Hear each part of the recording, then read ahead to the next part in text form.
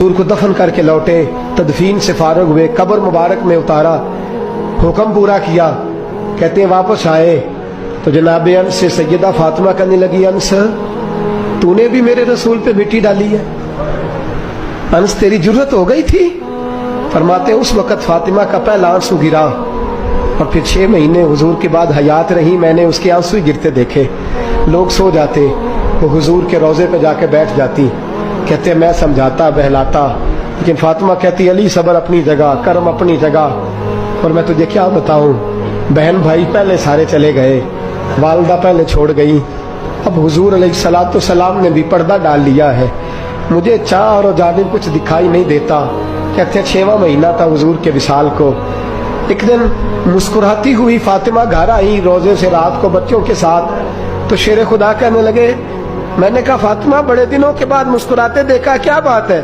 तो कहने लगी अली आज मेरी आंख लग गई थी, मुझे हुजूर ख्वाब में मिले हैं, तो मुझे हुजूर ने कहा तू रोती क्यों है? तो मैंने कहा महबूबा मेरा दिल नहीं लगता।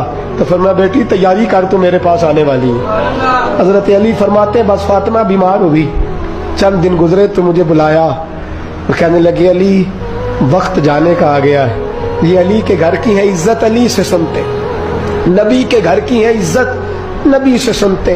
वो जिसने मुअज़्ज़ज़ किया घराने को, हुसैन पाल के जिसने दिया जमाने को, जाने का वक्त आ गया है अली।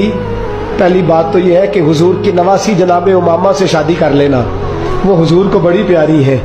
और दूसरी बात यह है कि मेरे हसन हुसैन इनका खास ख्याल रखना।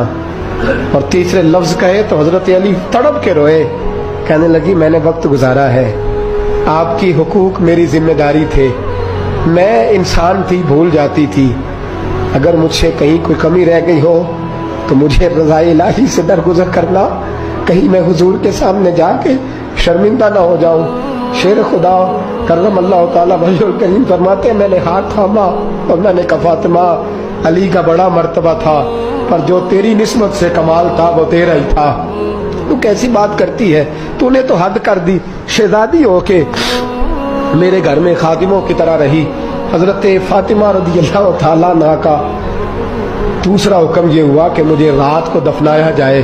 और फरमाया मेरे पहले मदीने में ऐसा नहीं होता था, ये हजरत फातिमा ने सबसे पहले कहा।